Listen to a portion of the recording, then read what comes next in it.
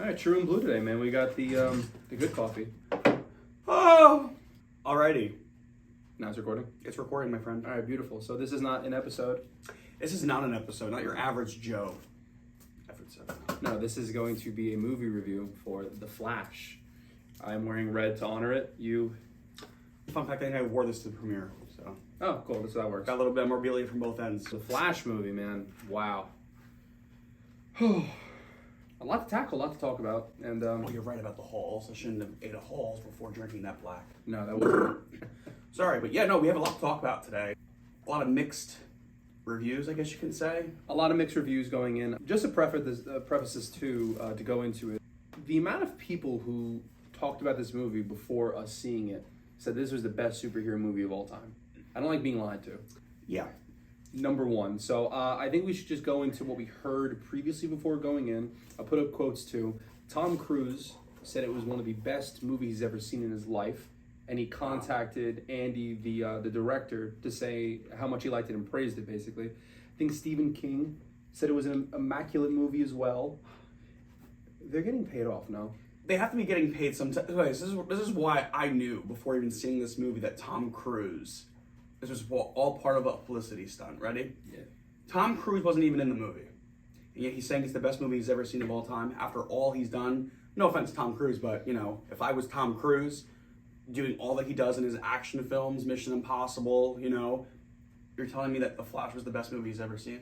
No. That's actually a really good point. And we'll get into the way it looks, too, because that was a big topic, too, of the way the movie looks. So I think that we should break it up into Act 1, Act 2, Act 3, and then we could just dive into all of it. So clearly spoilers. Spoiler review. And if you haven't watched The Flash yet, if you want to save your money and save time, you could this video first. Yeah, because we're going to go pretty in-depth of everything there, too.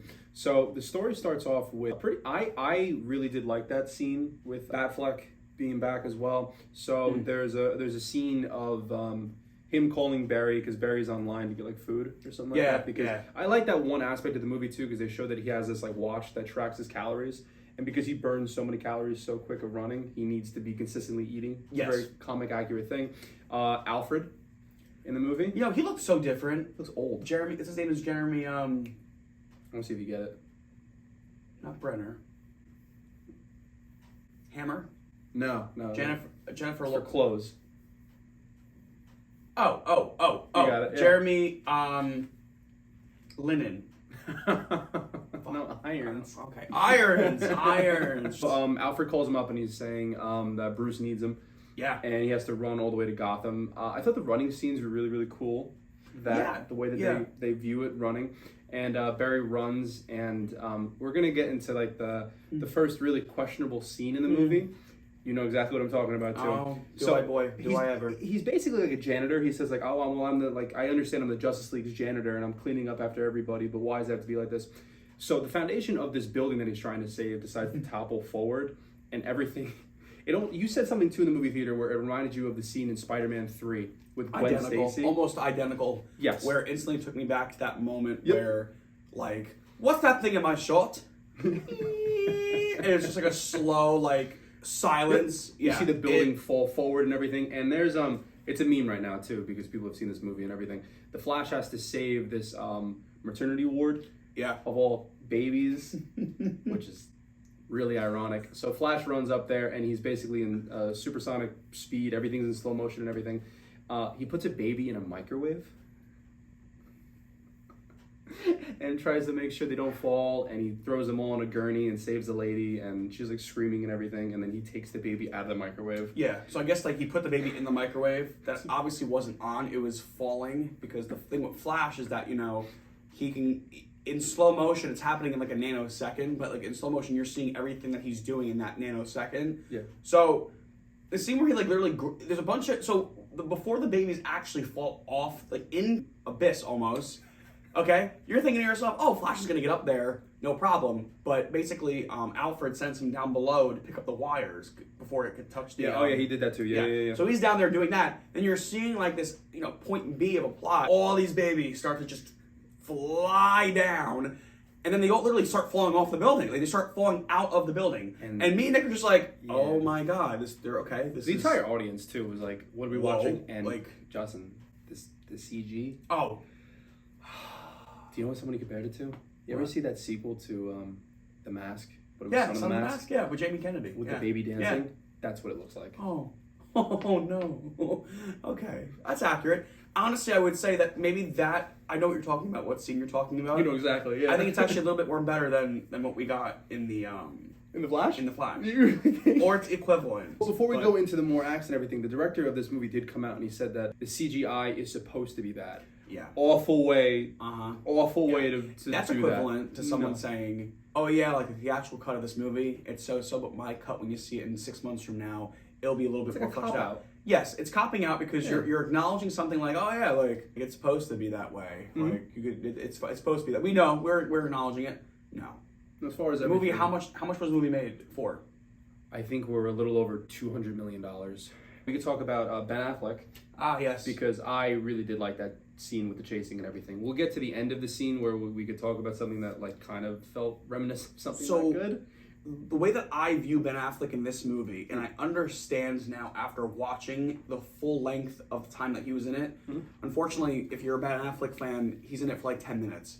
The 10-minute performance that he gave as Batman was more that we've seen on screen of his Batman doing stuff that he provided the most. Mm-hmm. Him doing the chasing, I like the relationship between him and Flash. It's almost Yeah. like having a Robin again from his perspective. Yes, I was just gonna. Yes, It's really, really yeah. nice. He views him as a son almost. So it's really, really nice to see that dynamic going. He clearly made that new suit for him too. It's inside the ring too that comes out. It's really cool. Very surprised cameo, which me and Justin knew because we watched the interview with somebody, Ben Affleck, who said this at least a year ago now. The chase is happening. Batman is trying to stop these thugs with this one virus. And they topple over off of a bridge. He doesn't want the virus to get into the water. And then all of a sudden, you see that lasso swing down, grab around their And hands. the score starts playing. And I'm just like, the whole interaction between. Listen, You could and say I it, said this 'cause you're right, you're okay. right. After like watching the scene again on YouTube after we saw it the first time, immediately when I saw that scene, okay, I felt immediately Joss Whedon Justice League vibes. You have a very good vibe. Okay. Because that scene actually happens in that Justice League movie. Yes, It was and Aquaman. He sits where he on gets the a little lasso. like, you know. So basically, in this sequence, you know, Batman goes through a whole chase scene. Batfleck is chasing after these villains, just basically what Nick said, who have a bomb. No, not a bomb. It's a virus. A virus that Can't get in the deadly water. virus. Yeah. Probably COVID. Now, yeah. So, as Affleck is dangling down, you know, like you said, Wonder Woman comes in, swoops in, whatever. It's like the interaction, right? And then Flash finally gets there. It's the three of them, right? And it's just like Wonder Woman's like, "How are you doing?" You know, kind of She has just no like, lines. just yeah, She has no lines, she's in actually. it for I want to say 15 seconds. You don't even... Wait, oh, you see her fly away. I'm sorry. You do see her fly Yeah. away, but like you don't really know anything about them. You're right about the interaction. Ben Affleck's suit? Yeah, it wasn't the best What did suit. they do to him? I like the blue. You see the blue on his hand? I've been saying that. navy blue? I like the idea that finally we got a blue cowl. Mhm. Okay, like the original back in the day.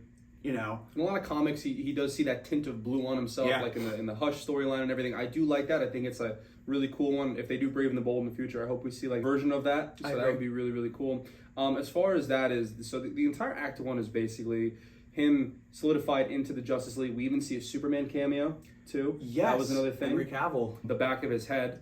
Huh. Why do they hate him so much? They could have never used him at all and just You said, didn't have "Oh to do yeah, that. Superman's fighting off." They didn't have to go through that, but it was like I feel like it was kind of like a jab to Henry Cavill in Why a do way. they hate him? Why? Poor thing. It really is. So the entire Act 1, after the fight scene and after the chases and everything, you see Barry at his job. He's always clearly late to his job. That's the whole character of the Flash, and you know even in the Flash TV show and everything, he's the fastest man alive, but he's consistently late. Yep. You see a few of his friends, you see the interactions between them, and then you meet Iris. So Iris is introduced. So there's a little funny tidbit. I know we discussed this prior, but I don't know if anybody else caught this. So, So when they first meet, right, in this movie, oh, I know what you're gonna say. Yeah. Iris says to him, "Oh, I feel like we've met like a few years ago, like briefly." Now, here's where we break it down for you. In Joss Whedon's Justice League in 2017, okay, they cut out Iris West completely. Okay? Zack Snyder's Justice League, Iris West, he saves Iris West for that brief moment that she is describing. Yep. So which indicates that the events of Zack Snyder's Justice League in this movie is somewhat canon because Iris West hints at their interaction they had in his cut. Until we tackle another thing. Yeah. So Which then it kind of becomes a little weird because we'll get into it a little bit later. You don't know what's canon and what's really not canon. You don't when it comes to at the all. first Justice League movie. You don't even know if they're going off of the first 2017 Justice League movie or what we all call the real Justice League movie, Zack Snyder's Justice League, because that's the one that we view as, well, the better one for sure, and just the one that we want to make canon for sure. Yeah. We see this scene of Barry interacting with his father because Bruce Wayne has technology that he can hack into the prison or something, and he can talk on the phone with his dad. Yeah. There's really beautiful moments with that. And then you get to see him speak on the phone with his dad, and then he travels to his old familyhood home, and he looks outside and he like has visions of his mom and everything. And then I believe it's a discussion between him and his dad saying that like you can't go back in time and change anything. And then he tries to run super, super fast. And I like the entire concept of when he runs really, really fast.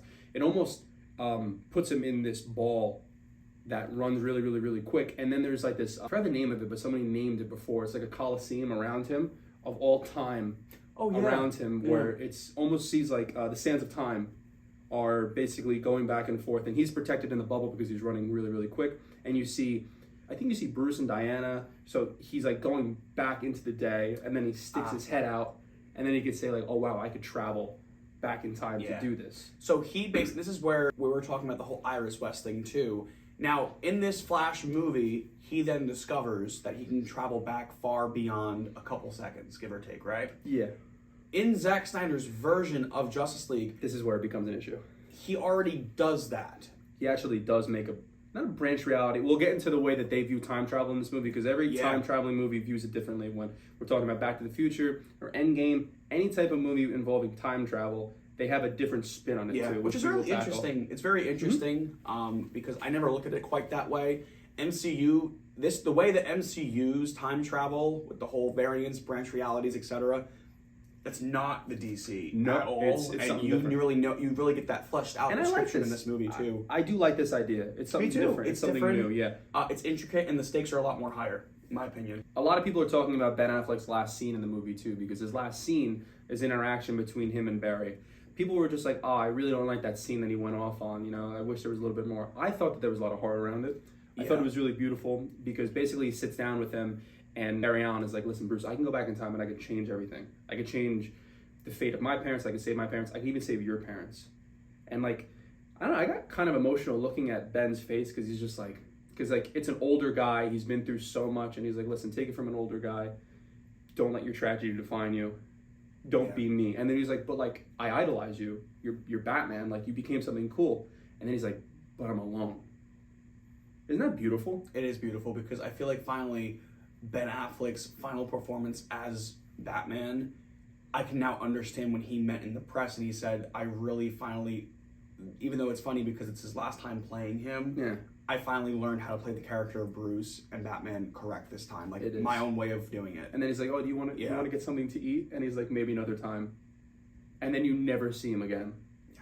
It's so sad, honestly. It's like, extremely sad. It is. Because, really panned off to be this, like, you could tell it was like the final moment. It was really, really nice. And then, clearly he doesn't listen to Bruce's advice saying don't do that because it's irresponsible and you shouldn't change things that shouldn't be. Big theme in this movie is spaghetti and pasta. Yeah, and it's so funny. There was a moment where Nick and I were watching the movie and we're like, oh, was his mom Italian? Because you think? And then she starts playing like Spanish music and I'm like, that's not Italian. She's not. I don't understand why the pasta. And then later on in the movie, we'll get to a more descriptive part of it, but when he goes and visits Micheal Keaton's Batman, he's cooking pasta, and I'm like, "What's with pasta?" It's weird. And then once we describe the timelines and everything, it's like spaghetti too. It's a really, really weird thing, honestly. Yeah. So the metaphor was the spaghetti being the infinite timelines. I guess you could say very much like that. So he decides to travel back in time, and he said, "Well, actually, he had the idea." Speaking to Iris, because he was like, if I can go back in time and not interact with anybody at all, and just the whole point of his mom basically getting murdered was the dad had to run out and go get tomato sauce because she was out of it and she was making Sunday dinner. Again, such an Italian thing. It's weird. I don't Doesn't get make it. sense. But it kind of works. But runs out and goes and gets it and grabs the sauce, comes back, gets home. Mom is murdered. Yes. And nobody knows exactly what that is. That's a big gray area in the movie too, because in the comics it was Reverse Flash. Barry's like, as long as I don't interact with anybody, I don't mess anything up, and I just find my mom at the grocery store and I grab the tomato sauce, put it in there, there's no reason for my dad to run out and go get it, and she won't be alone and she won't die. So he runs back in time and does that. He's supposed to go back, I guess it was 18 years. Yeah. So he goes back in that span of time. He takes the tomato sauce, puts it in there, and then he's running back. He's running back and back and back and back, and all of a sudden, that dark flash throws him out of the time sphere, and then he's stuck in 2013. Yes, the day that he gets his powers, which is it's a pretty interesting take. So I hear a lot of different things on this perspective too, and we can kind of go on the chemistry of Barry and Barry. So to avoid, I guess, confusion. Yes, we'll do. Do you want to call one Flash and then the other Barry? Yes. So Flash is our Flash, which is basically from the present timeline that the movie starts out with. The mid. Well, actually, he's almost 30. Actually, so he's like 28 or something. Yes. Something like and that. Yeah. Barry is the version of himself that he meets. Yeah. If his mom would have survived the events that put his dad away, basically. Yes, that timeline. I'll dive into the chemistry between the two of them. I'm going to say this. The reason they did that is because they had so many people saying that the Flash is annoying from Justice League and all of his cameos and anything to do with that. They're like, he's immature, he's annoying. So how do you fix all that? You get a more annoying version of him to bounce off of each other. I see that, yeah. And you know what's really crazy too? What I also picked up on was throughout this movie, throughout the chemistry that was building between like the first scene they shared together, well, really themselves, but you know what I mean, all the way to the very ending of the movie, you really see him have a lot of Ben Affleck qualities that they shared in the very beginning of the movie. I like that. Together. That's actually very smart. And you can tell. That's good. Because he references Batfleck a lot. He was like, well, you know, for example, when they both beat Micheal Keaton, which we'll get into a little bit later on, he's like, well, you're like my best friend. You're like my best friend in my universe. Yeah, you know, nice, and it was so nice to see like he references Affleck a lot. It's really nice to see that he picks a lot of qualities from Bruce, and he realizes like, wow, like, I was annoying. He realizes throughout the movie like I was annoying. He's like, this is what it's like dealing with me. Yeah. And he does that. So as Justin said too, it is the day that he gets his powers. The Flash believes if he doesn't give Barry his powers on that day, some cosmic timeline events are going to make him not have his powers. Yep. So they break into the police station because that's where he's working. He's a forensic scientist as well too, Barry Allen in the comics and in the movie. So he breaks in and he basically puts him there and he says like, all right, this is where I was sitting when I was struck by the lightning. He's like, lightning? Yeah. I'm going to get hit by lightning? And he puts the chemicals up and he does that, but it's really bad timing because he's standing in front of the chemicals. So the lightning goes through him, goes through the Flash, and then hits Barry. And from some way of happening is Barry gets his powers, but the Flash loses his. Yes. It's a cool sequence, too, because, you know, the camera pans back, and you just see everything go in slow motion, and it's the lightning going through the Flash's, literally, his chest cavity into Barry, and then afterwards, he loses. I think what happened was maybe the lightning transferred from Barry, from the Flash to Barry. Maybe that's it, yeah. And then basically he's dealing with getting his powers too. So it's kind of like an interesting thing because you never saw the Flash actually have his powers. So this is kind of like a quasi origin story almost too because you see him. I like that. Croissant. Croissant. Good one. Getting his powers, and you see that he's messing up all the time. He's realizing that he has to consistently eat too because he's burning so many calories. He like runs into town and destroys everything by accident, and the power grid goes off and stuff. So he's realizing there's a certain aspect of responsibility. I like too also, I really like the ability for him to move through things, right? So he even says in this movie, when the Flash is kind of teaching Barry, now that you have powers and I don't, here's what you have to do in order to not burn out and like, you know, kill yourself basically. There's a scene where Barry's like, oh my God, like I want to feel what it's like to go through walls. And he goes, no, I didn't get that ability until years later of me having my powers. But this Barry Allen character, he gets those powers right off the bat. Another big thing that's happening around the same time is that a certain General Zod, is going down on the planet too. And another thing that the Flash is finding out around this time is too, there's absolutely no other metahumans out there in the world too. He's like Googling them. He's like Aquaman. It's really funny. It was really cool. It's he was really Googling Aquaman in this one scene because basically Barry takes the Flash back to his apartment, and basically his apartment roommates are the people who he's friends with, that he works with, his coworkers in his other world. Yep. So he goes there, and basically like he's looking at all these different names. He goes, Wonder Woman. Okay, it doesn't exist. Then he finds Arthur Curry, and it's basically Arthur's father from the Aquaman movie, Jango Fett. I was very surprised by that cameo. I was like, oh my god, they got him in here. And they're like, your wife is the Queen of Atlantis, right? And he looks over, and I guess in that world that he created, he merged into this world, it was some regular woman. He's like, no. No.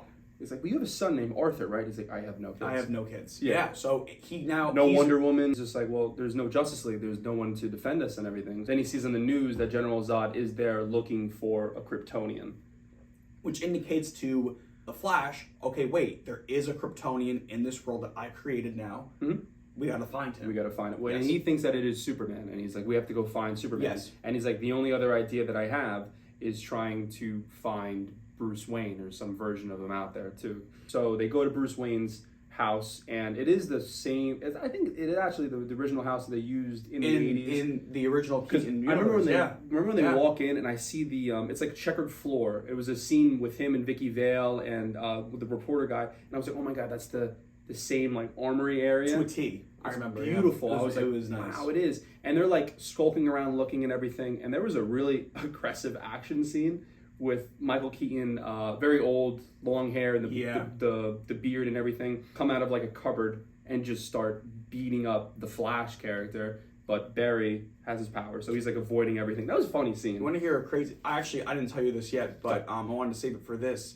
I was looking at very early on pre-screenings, and if anybody who listens to this today, if you saw this screening that I'm now talking about, let us know in detail if you can, or just shoot us a DM, because I'm curious. They said originally that fight sequence, where what we saw was Micheal Keaton's Batman, he was like an old man basically, right? They said that it was an Alfred Butler, like a variant of Alfred, and he basically explains that Bruce Wayne died. I read this, and then it was a random character they had, and then Micheal Keaton comes out and he goes, I'm not dead, no, sorry, he's crazy. And it was like his like... Oh, it was like a misdirect. It was a misdirect, yeah. Oh, that would have been interesting. Yeah, I heard that was a... Do you know what would have made it better? What? I want to see if you can guess it. Who could it have been if they kept the universe kind of going with the original Tim Burton idea? Robin? Yeah. Oh, it could have been Could've been Robin. Yeah, no, I like that. That would have actually been either Marlon Wayans, because Marlon Wayans was almost Robin for Tim Burton, or it could have been a Chris O'Donnell, because the biggest thing in this movie too, and we could dive deeper in there too, just to differentiate everything, Marvel has incursions. That is where all these planets basically erode and they run into each other, forming something new.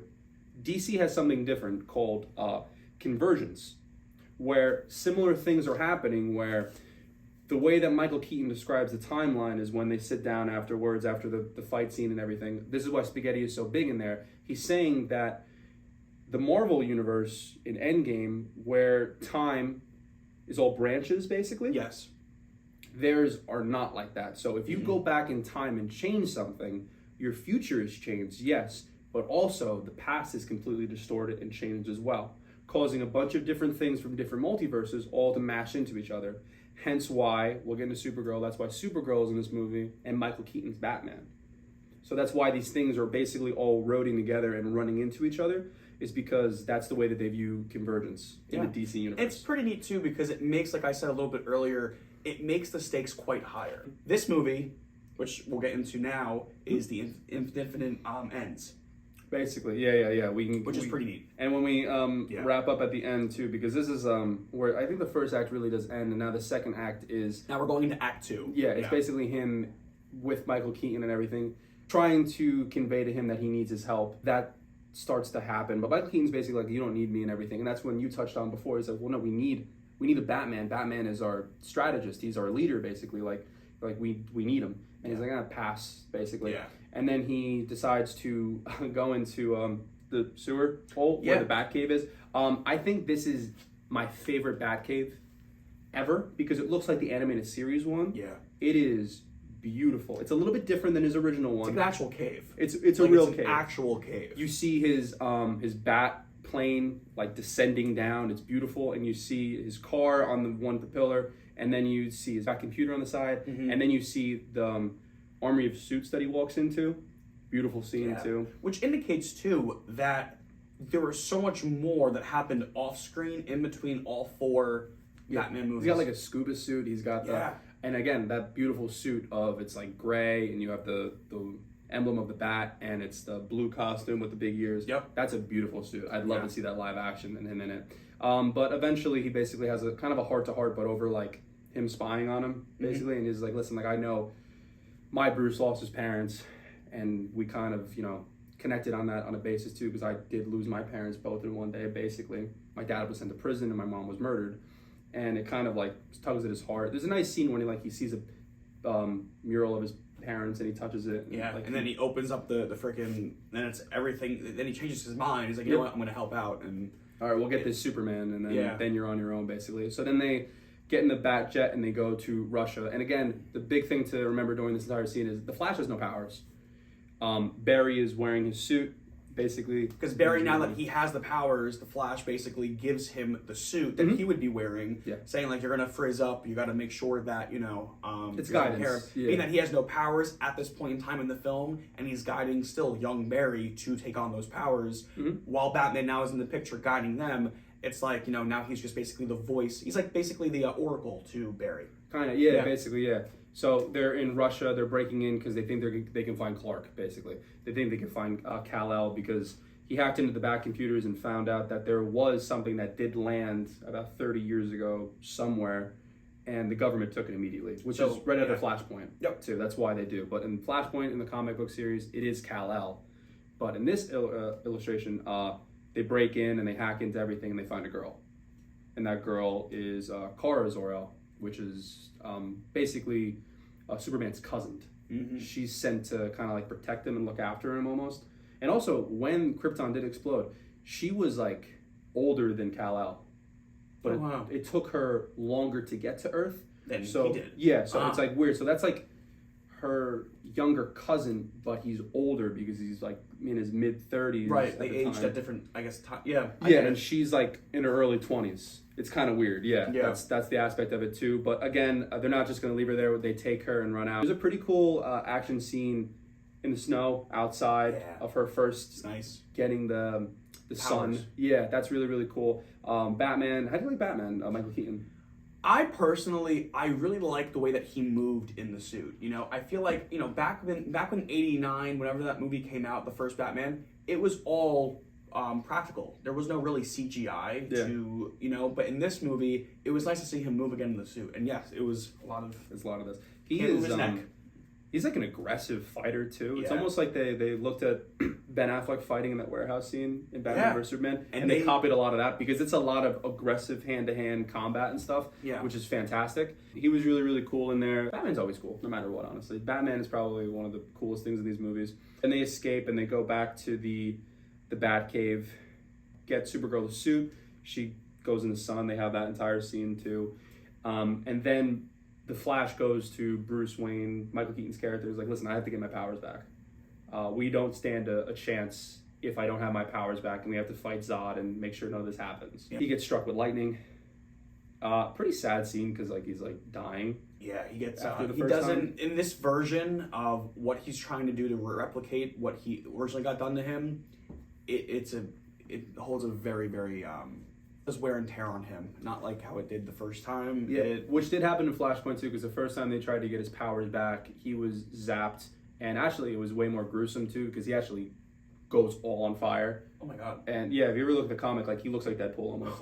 My god! He gets third-degree burns all over his body. Imagine you're trying to regain and store your powers back, and you go on fire, and all of a sudden when you do it the way that you did it the first time, you just go on fire and everything just Oh basically what happens. And then he tries again because he's like, listen, I have nothing else to lose. So he tries it again, and then it happens. And the Flash does heal very quickly. Then he's a lot better. So that's what happens. So Supergirl sees this happening, and she picks up the Flash, and she brings him all the way by the lightning. He gets struck by lightning, comes down, he has his powers again. Yeah. It's pretty neat though, Insane. because what I do like about Supergirl's interaction is that she didn't have to do that because she had no idea who these people were rescuing her. Okay, and then a little bit later on, after he gets his powers back, the Flash gets his powers back. She's like, you know, when you saw that I wasn't who you wanted me to be, why did you save me from those people? Because you need help. Yeah, it reminded her of what she stands for too.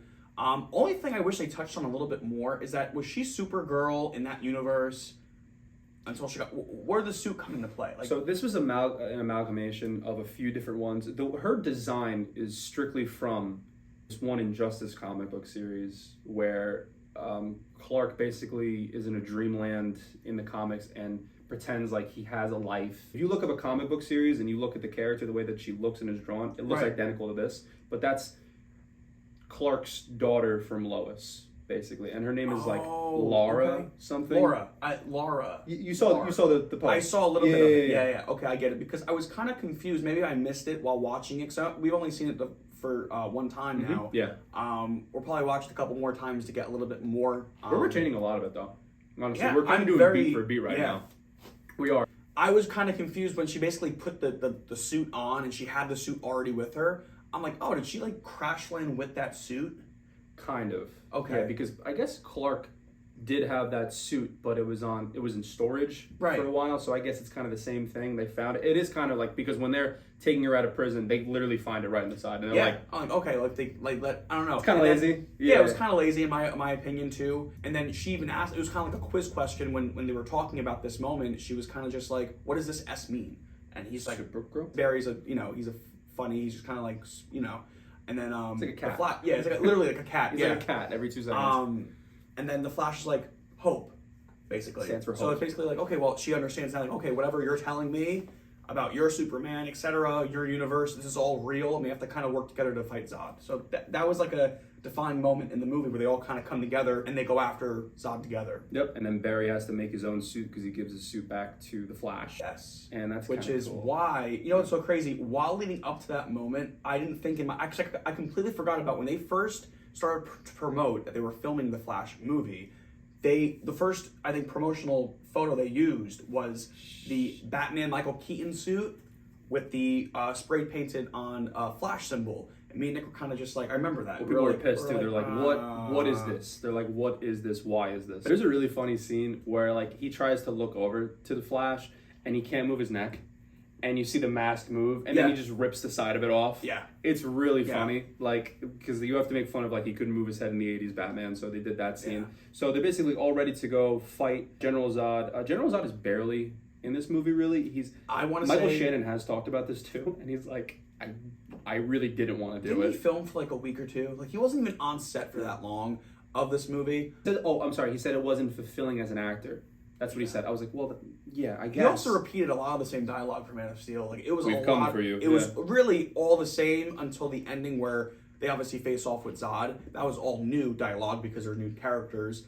But a lot of it was like his introduction. That was all from Man of Steel. Yep, yeah, and a lot of them come back to the. I'm blanking on the warrior girl that was with Zod too. I think her name is Flora. Oh yeah, she was in it too. She was in it. Didn't speak at all, but she was in it. Didn't have one piece of dialogue, but it was continuity. It was nice to see. It was nice. That. So they all battle again. They're in the middle of like some desert. I guess that's where one of the first battles were in the Man of Steel. They're all going toe to toe and they're all fighting and everything. The big difference is in this too.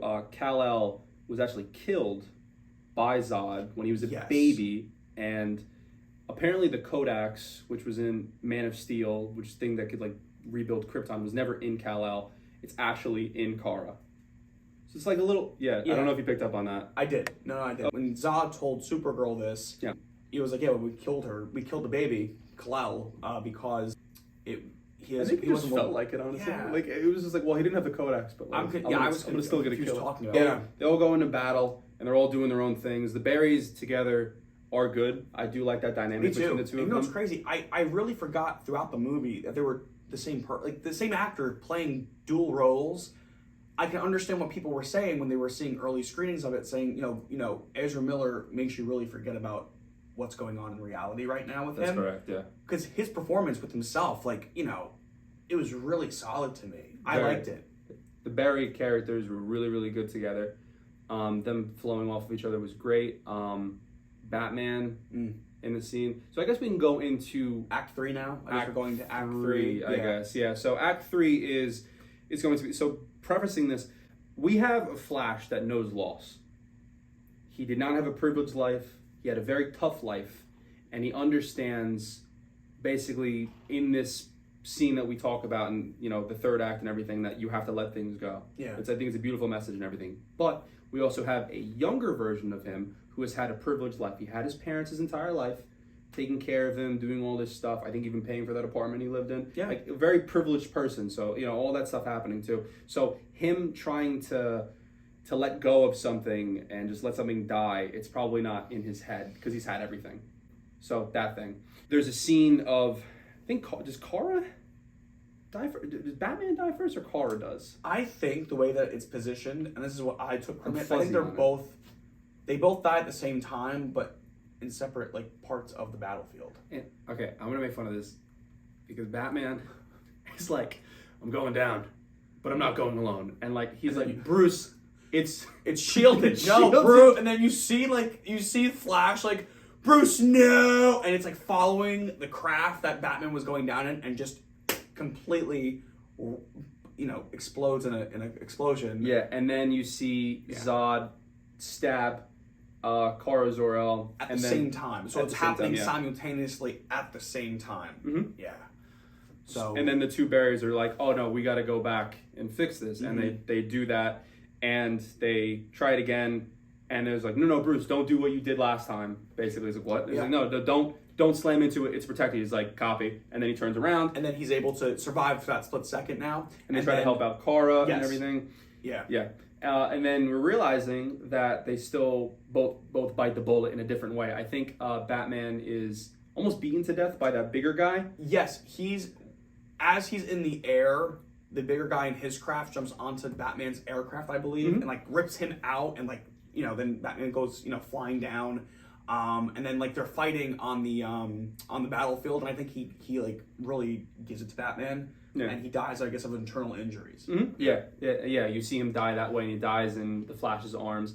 And then you see Kara die similar way, get stabbed and everything. Impaled through the chest. And they keep going back in time to try to fix it and everything. The Flash comes to realization of circling back to the original conversation he had with Micheal Keaton's Bruce Wayne when they first met Bruce Wayne in the mansion, talking about the noodles and there could be a bunch of different branches of reality, but there are things called indefinite ends, where you can go back how many times in the past and change and rearrange things, but someone's, they were meant to die in that moment. It's going to happen. There's no way of changing it, which is pretty neat. So now he's realizing, as he's going back in time to the with Barry, because Barry is just like, come on, we got to keep going back and back. I thought that was so sad. I know. Because you see him. It's almost like watching like an older version of yourself try to like pick themselves up after something bad happens, but you're just like, dude, like, don't even do it. You're young, you don't understand yet. Like, don't do this. And he just keeps saying, come on. And then you see the Barry Allen character, the younger version of him, really try to get combative. He's like, what are you saying? Like, we have powers. We have the power to go back in time. Yeah. And it's really crazy because I think you even touched on this too. Imagine having the power to go back in time to fix things, but no matter, even that's not enough to bring back what you need. Unfortunately, it's not. Yeah. And then, I don't even think we would call this a villain, but Dark Flash comes out, who you don't see his face at first. It almost looks like there's like tar all around his body almost, but there's a lightning bolt here, and it looks like tar is eating him. Yes. And he's like screaming at him, and then he captures the Flash, and then he's like, oh, well, my name's the Flash, like, what's yours and everything, and then they tussle a little bit, and then you see it crack off a little bit. And he's fighting him, and he like rips off a piece of his the tar-looking substance. Yes. And it's Barry, and he's like, oh my god, really old version. He was like, of Barry. You're me. Yeah. And then he explains basically that correct me if I'm wrong, it's because parts you gotta really listen to what's being said here, because it's not like another version of Barry. Mm-hmm. It is technically it is. It's an older version of the younger version of Barry. So it's Barry, our present day Flash, the Barry who, got zapped with these powers early on in the film, and the Flash lost his. Mm-hmm. He's now coping with reality of like, no, like, we got to go back in time and keep going back. And our Flash is like, we have to accept the loss. That Barry turns into the dark-looking, we're going to call him Dark Flash. Yeah, like you I said. guess the way to describe him too is that he basically is a living paradox. Yes. Because he was the thing that threw out the Flash in the Yes. first beginning of the movie too. And then he explains that to I had to him. do that for me to exist. So Yes. that's what we call a living paradox. If like his whole sole purpose was to cause that first chain of events to happen so he could exist. And now he's basically, he has no tether to reality. Yep. Neither one of them really do. So that's why he's saying I'm basically a living paradox. And it is, I got emotional too, because when he was like, come on, get up. Like he kind of said, he was just like, come on, let's try again. The older version of him. And it's like, oh, it's so like sad. He's just like, he's not letting go. Yep. He still wants to try and try and try. I'm like, Yeah. oh, this is so sad. That one scene got me too, because I'm like, oh, you see like an older version of him. He's like, come on, let's try again. And like, he just refuses to let go, which is really depressing. And then in that moment, the younger version of Barry realizes he has to sacrifice himself, so this version of him doesn't exist. Which is really, that's where it comes kind of full circle too, where Yes. you start off with this movie basically like with this annoying, privileged Barry Allen who does not know what it's like to work for something because he And has that gets mom under existing, Flash's skin. etc. It's just like, you have everything, and Yeah. you still complain, and you're Yeah. so annoying. There's actually a very neat scene too in the Batcave. He keeps the fact that the reason why he did all this in the first place was because his mom died. Yes. And he was trying to reverse those events. He didn't want to tell his younger version of himself, the reason why I'm back here is because, mom's dead. Mm-hmm. The whole movie, he's like tangling with this himself. And basically, I think the Barry Allen said something about a monkey that his mom gave him. Oh, he uses it as a darting board. Yes. Yeah. That was the last gift that the mom gave him before she died in Flash's world, right? Mhm. Boom, stuffed monkey, yeah. Yes. So there's a scene where Barry Allen's like, come on, this like stupid monkey. The Flash like goes off on him. No, and he it's a goes really crazy. powerful scene. He's like, you don't know what it's like to have, you have everything, you have a mom. And he goes, what do you mean? Mom gives us all these stuffed animals. In that moment, it clicked in my head, yeah, because you've had your mom for 18 years and you've gotten all these gifts. Our Flash, his mom never died. got him Yeah. anything else because she died. Like, So it sad. was so sad. And then basically he has a talk with Bruce, Michael Keaton's Bruce, in that same scene, and then Barry Allen slashes underneath, like I guess like the cave, and hears the exact conversation, and then he finds out that, oh my god, like my mom's dead, and that's why he did all of this. So it's a very unique it's idea. the storytelling in this movie, even though like the CGI and we'll touch on our rating after we're done wrapping up the story, but the story and how it's written from point A to point B and so forth, it is really moving. Now, now during this entire scene where younger Barry has to sacrifice himself to save the multiverse, because all these universes are eroding together too, and they're making this big convergence, we saw so many things. I kind of memorized the way that we see everything. We see one of the first Supermans ever casted ever. He's all CG, of course. They're using CG for all these because these people have been dead for a while. George Reeves. And he's in black and white, and he looks out, and he can see the multiverses caving in on each other. Yeah. We see a really, really nice homage to Christopher Reeves and the earlier version of Supergirl. Supergirl was a movie in the 80s. Mm-hmm. Totally forgettable. And I did look into that. They had the original actress back, and they de-aged her. Wow. So they had that, and he like looks out, and he's like looking at the multiverse, Chris Reeves with her. And then we see a glimpse of Adam West, Batman, and then we see something that we never thought we would ever see. I can't believe that we're sitting here and we can finally say that we live in a world now where it is now officially known that Nicolas Cage is Superman. Somewhere out there, the idea exists, and that idea now it can be its own world. Yes. That's more than enough for me. He doesn't have to ever come back again and do it. And anybody watching this podcast, everyone says, ooh, Nicolas Cage is Superman. I stress everybody to go on YouTube and watch the documentary about Nicolas Cage almost being Superman. The reason he was fighting that giant spider was because that was in one of the drafts for the script. They were going to see him fight a massive spider. Right? Yeah, you watched the documentary, Yep. right? Yeah. So you saw it and everything, and you see, and Nicolas Cage doesn't look bad. No. As the character, honestly. I know he's de-aged and he's all CG With the and he long looks younger. hair and the suit, even right down to the suit. So too, people like, are mad that's- about the long hair. Superman had long hair in the 90s. When he was murdered by Doomsday in the comics in the 90s, he comes back and he has a flowing mane. Yep. That he And a has beard. for a long time. Yeah, he had a beard for a bit. And then when he goes back in his classic Superman suit, he doesn't lose the mullet for a few years. And then they cut his hair, clearly when they changed comics around and everything. But for all the drafts, Superman was going to have long hair. Yeah. But that was really, really cool. I don't think any other cameos were missing out during that scene. Was there anything else? I don't think so. There's one other cameo, but we'll talk about that a little bit later. We will. Basically, all this gets resolved, and now that young Barry sacrifices himself because the Dark Flash stabs through him, basically, and by him dying, it means that he didn't exist either. So it then basically they both fade away into the sands of time. That's a cool scene too. It is a very cool scene, but also tying up the worlds that we kind of just talked about with the cameos.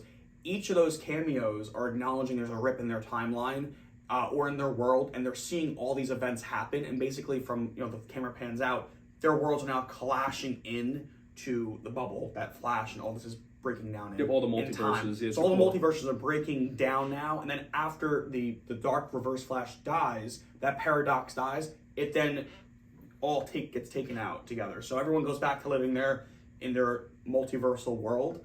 And then, so now the Flash knows what he has to do. Yes. He has to fix what he did. So now he realizes after all of this, talking about indefinite times, Michael Keaton's Batman dying, Supergirl then dying, it's an endless loop no matter how many times you go back. He then realizes that his mother dying, that was an indefinite end. So there's no changing that. And by him trying to change that, all of the events in this movie broke loose. So now he realizes that he has to come to terms with, now that Dark Flash is gone and the multiversal worlds are back in order, I have to go back and now take out the tomato sauce that I placed there to save my mom, take it out so she has to send my father back to the store so she could die.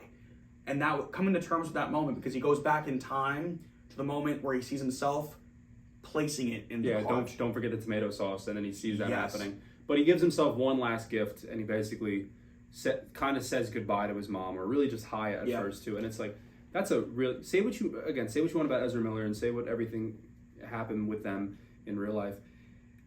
They're acting in that scene so good, because there's a scene where Barry he has sunglasses on, and he has a hat on and everything, and he's just talking to her, and he's just like, oh, you're buying cereal, like I like that brand of cereal, I used to eat it all the time as a kid and everything. And then you see like a tear come down, and then she's like, oh, are you okay? And then there's like this one scene, like when he's crying, he shakes almost, and I thought it was just such good acting when he's like I had to say goodbye to her today, and you see him crying. I was like, and so good. Watching it for that first time, I think this is another thing I want to ask you too. What's up?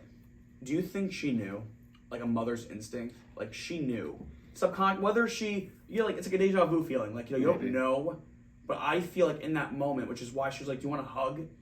I think it's because she subconsciously knew what was happening in that moment. Even if she didn't really know, she kind of knew. No matter how much you become a mature adult, you can never go back in time or change anything. All you can get is hindsight to it. Yeah. But if you could go back, you would probably kick yourself in the ass and say, like, God, I wish I was a better son. I wish I was a better boyfriend or husband and all this type of stuff. That's why this movie is really good at times, despite everything else on there too.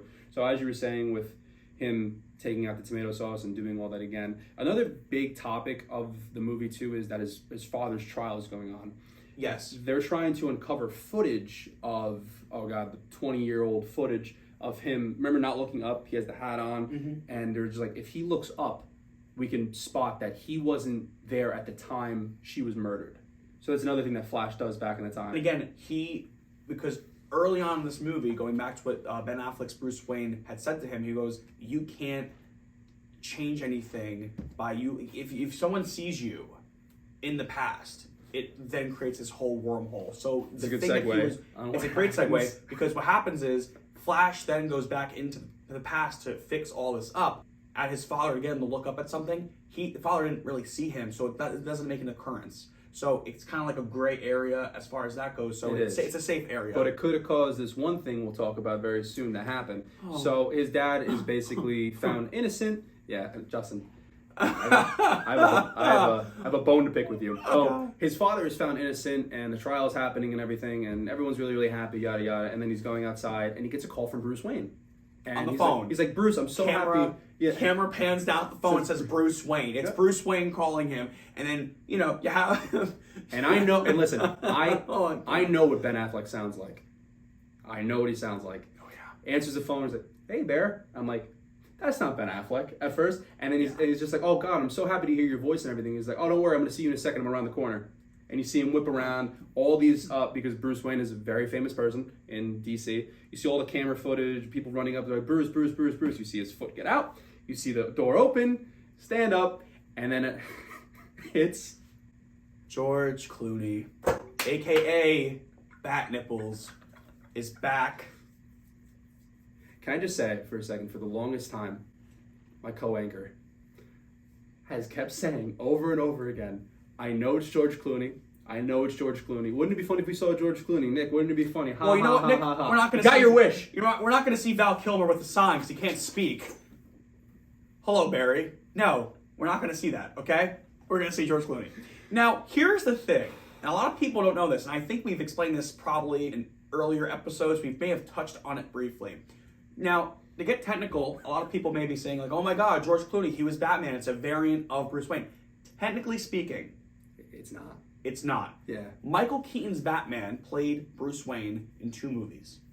The third movie, Batman Forever, with Jim Carrey as the Riddler and Tommy Lee Jones as Two-Face, that is technically still Michael Keaton's Bruce Wayne. They recasted him because of directorial disputes or whatever the case was. Yeah, he wasn't going to come back unless Tim Burton was doing it. Tim Burton was not doing it. Yes, Joel Schumacher. Yes. Yeah. So Val Kilmer then replaced him as Bruce Wayne and Batman. Then, apparently, I don't know if this is 100% accurate to say, but Val Kilmer was basically a diva on set, and he was very hard to work with. They recasted him again with George Clooney. It's true. Now, keep in mind, the reason why we both know this is because they kept the same Robin, the same Alfred, and really the kind of I want to say the same. You got to be careful. You got to be careful with that. Yeah. For Forever, yes. Forever in Batman and Robin, similar vibes. Mm-hmm. But Batman and Batman Returns, not so much. That's a whole different video. That's it is something totally different. It's not Tim Burton's feel. But Justin, and a lot of people don't know this, that is basically the same character. It is the same. Yes. So what I think this could be one of 2 reasons. I think your reason's a lot more valid than my reason, but we're going to get into it about why they threw George Clooney in this last minute. I think it's because, technically speaking, Michael Keaton's, that is Michael Keaton's Bruce Wayne. So in what I feel is that it is technically a different version or variant. I know they don't use the verbiage variant in the DC. That's Marvel talk, but still, it's a different version of, just like in Loki, they had all these different versions of Loki. It was played by different actors, but he's right. Okay, it could be, that's what they're hinting at because it's so meta, because of, obviously we know that it's the same. Yeah, we do know it's the same because it's almost like a wink to the audience too. Yeah. The reason I think that they did it is, I'm just going to say this one thing about the movie, then we get into the final, we'll go into the post-credit scenes right after this. So I think that this is going to be the end of the DC EU, and this was just a little wink to the audience to just be like, oh, remember George Clooney? He used to be Batman and everything. I think that this experiment over, Man of Steel all the way to this movie, I think we're done. It's been a nice 12, 13-year battle. I truly don't think James Gunn is going to, especially with controversy with Ezra Miller, going to pick him up and put him in. Only if this movie makes $1 billion. I stand to say that. Yep. The only way that this is going to get a greenlit sequel is if it surpasses the. We're recording this the 18th. The movie came out the 15th. So much. I don't know if you look at the box office. It is not doing as predicted. No, it's not. And I think they knew. Justin, was the theater empty too when we were in it? Me and Nick got there. It was a 9:45 screening on Thursday. Yeah. And we were like, wow, like, I'm glad we got our seats. Empty. Like, we were so eager to get there. Empty. And we didn't get there early. We got there kind of like we got there a few 5 minutes before 9:45. We got there at like 9:40. Yeah, you're right. And we were like, wow, no one's here. Yeah. Like, damn, this is the opening to the Flash. Like, there's 2 Batmen in this movie. Like, nobody's here. And I get controversy and everything. You want to cover the post-credit scene? Yes, the 2 post-credit scenes. Actually, no, there was... Well, yeah, because George Clooney's scene, it wasn't... It's still the movie, honestly. It was probably... Yeah, it was still the movie. First F-bomb, too, by the way, in the movie, too. Flash season. I can't... I curse sometimes on here, but... Who the F are you, he said. Yeah, he says, like, he's like, who the F is this guy? And he's like, oh, hey, Bear. Yeah. And he's like, are you Batman? And he's looking at Barry, he's just like, are you okay? Like, what's your problem and everything? And then he smiles, and then his tooth falls out that he lost in the beginning of the movie, and the movie ends. Remember the post-credit? You want to talk about yes. So the post-credit scene, after we're kind of... The whole audience, including myself and Nick, are just like, Nick, well, actually, first off, Nick is just looking at me. He goes, "You son of a bitch." I was like, "You did this. You manifested it with your manifestation weird shit that you do, and you did this." I'm like, okay, first off, I would have never. If I would have bet money on this, a real life bet, I'd be rich. But I wouldn't have, because that would have never came across my mind. With all that's going on, the DCEU ending, the DCU now being launched, I would never thought they would pay money. Because much more, George Clooney's not an actor you just pull out the side. He's a very known actor. With a full beard. It probably cost a beard. lot of money to have him in that movie. He couldn't even be bothered to shave. He had a full beard. Yeah. He didn't care. Okay. Like, Batman doesn't have a beard. That's why. No, Batman never has a beard. You should have saw his face too in the theater, because he's like, I'm like, the money I could have made off this bet. we thought it was going to be something big to set up the DCU going forward and everything, but this gives me more reason to think that this movie, we're done with this universe. Yep. And we're not picking up anything from this movie. So you remember vividly if you want to. Yeah. So basically, it takes place outside of a bar area, and it's Barry Allen, our Flash, our version of Flash, and Aquaman, Jason Momoa, and the whole entire, I want to say, minute scene, not even. It's just Jason Momoa belligerently drunk. He's belligerent. He's drunk. He's talking about the bruises he saw, right? Yes, he's talking about the bruises that they saw in this movie, and it's just Aquaman being like, "You're telling me there's another version of me out there," and then Ezra Miller goes, "No, actually, you're the same." And then basically he collapses in a puddle of water, and the Flash is just like, I live right here. I live right here. You want to spend the night? It's just him belligerent in a puddle of water, sleeping. So it wasn't what we thought it was going to be. Not something setting up No. the DCEU going forward, which gives me more evidence and more understanding that we're done with this. He might take some elements, because maybe he'll take like Shazam, for example, because not the last movie. Sometimes he's successful and everything. They could take him and move him if they want. Gal Gadot. Maybe, who knows, maybe Aquaman, I don't know, and Flash is really just going to be up to the performance of the movie. The performance of the movie is really, really high. The box office, we'll get another sequel, and we most likely will have Ezra Miller being the Flash going forward. Yeah, and also James Gunn did make an announcement that he can't really see anybody else playing the Flash in his mind. So that's even if he uses the Flash in the next 10 years ever again. Well, to piggyback off of what we're talking about now, we're on the director of him too. He's got a new job. He's going to be directing Brave and the Bold. Yeah.. When is he going to even have time to do a Flash sequel? There's also that happening. So maybe behind the scenes, we have a definite answer if we're getting a Flash sequel or not. Why would he sign on to a different movie? I know. It would have been really neat to, instead of George Clooney being the cameo, it would have been really neat. Now, if it was the same universe, that's why I think by you saying it's wrapping up things, I think it is to reference this movie ever again. To that degree. So I think it would have been really neat if they were doing an extended, like if there was going to still be in continuity, a random, because, Brave and the Bold, it's supposed to be a younger Bruce Wayne. It would be really neat to have some guy who's Barry Allen's age, and is just like, "Hey, Barry." And he's like, "You're not, who are you?" That was my original prediction. I thought that we were going to have our DCEU Bruce Wayne in the movie. Right. But I don't think that's happening, because I don't think they know what to do with the Flash. That's probably why. Did they cast the new Bruce Wayne yet? Did they cast him? No murmurs. Only thing that I know is that he's supposed to be anywhere between 30 and 35. So we're getting a young Batman. Not George Clooney, but not that age. Can we just stop doing the old Batmans? Can we just stop? Really, We've been doing it for years. Besides Pattinson, I'm separating him because he's an Elseworld story. Even, Batman vs. Superman, we had a very, very old Bruce Wayne who's retired and hates everything. That, and then Micheal Keaton is a 70-year-old man. Yes. And then we have George Clooney at the end of the movie. I get these are all nods to them being Batmans, but I want a 35-year-old Bruce Wayne at the prime of his life. That's all I want. With the Robin, maybe a Nightwing around, stuff like that. That would be really, really cool. So now, likes, dislikes, overall rating, Justin? It's so funny. I had a lower rating when we first, the night of, before we went into deep review about this. I had originally said 6-7. I will shoot this up to a solid. Score. I'm not going to stop it. I would say a solid 7-3. Okay. And the reason behind that is because I had to, obviously, when we're filming this, I'm reliving and we're recapping on what we saw. Yeah. story-wise, because you overall watch the movie for the story, and if you could relate to it, does it move you?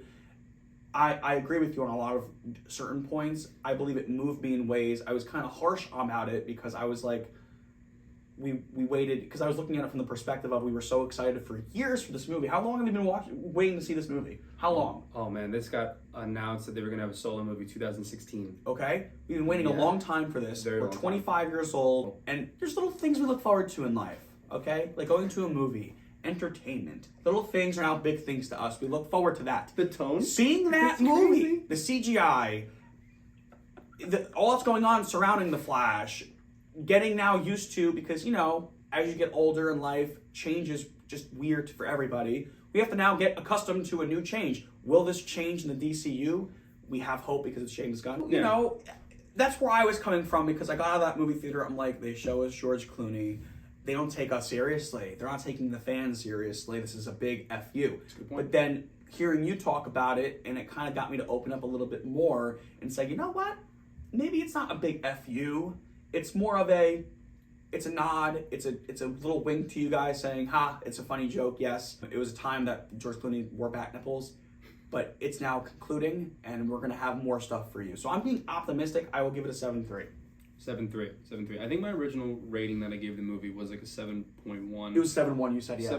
I think I'd bump it up to probably somewhere around yours. I think it's definitely between the 7.3. I'm not even trying to outdo you with 7.5. Right. No, yeah, that's fair. That's fair. I love the character of the Flash. I've always loved the comic book series with Flashpoint. It was really, really good to see an adaptation of it. The things I liked, I agree totally. The story is beautiful. It is a beautiful story. It's like Back to the Future meant a superhero movie, which they reference, which they reference in the movie, a lot of says that it's complete bull how they make up time travel in that movie. Is definitely the storyline and everything. It's great to see seeing Micheal Keaton again.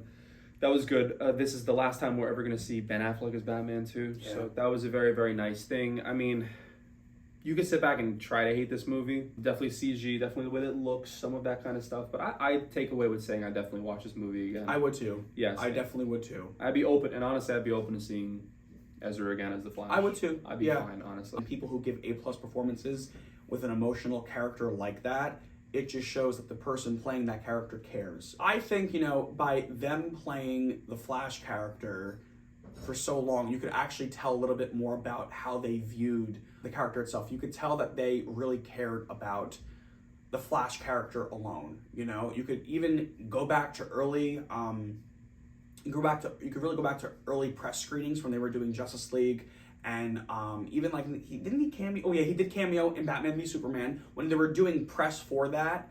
You could tell that they were really talking passionate about the Flashpoint. They're a very big comic book. They're very big. As Justin says, huge. I would not have a problem if they become the Flash again, just from their performance in the movie. It was very, very good, honestly. Yeah, I agree. thought that it was I agree. Really great. Anything we didn't touch on in the movie? No, I think we touched on all key points. I can't think of anything. I think when we watch the second time, we'll probably maybe circle back into later remember episodes. this much. Me too. I honestly, that's another thing too, why I raised the score, because as I'm talking about it in real time throughout this entire episode, I'm like, wow, I really enjoyed it to the point where I remember all this. It's not a 6-7 in my book. So I'm like, I'm going to stop being, pouty over what I originally gave it for, because I was just so angry in the moment. But like the Batman, right? Yeah. Justin? Like the Batman, Justin? Solid, you know what? Solid 2.9. Enough. Enough. You're not going to let me like that movie. 2.9 it went down? Yeah, it did win. It did go down. Yeah. All right. Well, this is our review of The Flash. Yes. We give it the high, middle 7s, basically. We're up to that. Middle 7s. Could change in the future. Yeah, it's very divisive among fans right now. It seems like the audiences really, really do like it. Critics are so with it, depending. I think it's a fine movie. Again, to see if it's going to have a sequel, it's going to be solely dependent on how much money it makes. Which I'll be there if there's a Flash sequel, of course. We always will for anything superhero related. Look out for that episode review in 2029. I'm going to vomit. Give me a bucket. Give me a bucket. Well, that's a review of The Flash. That's the wrap, guys. But yes, more to come.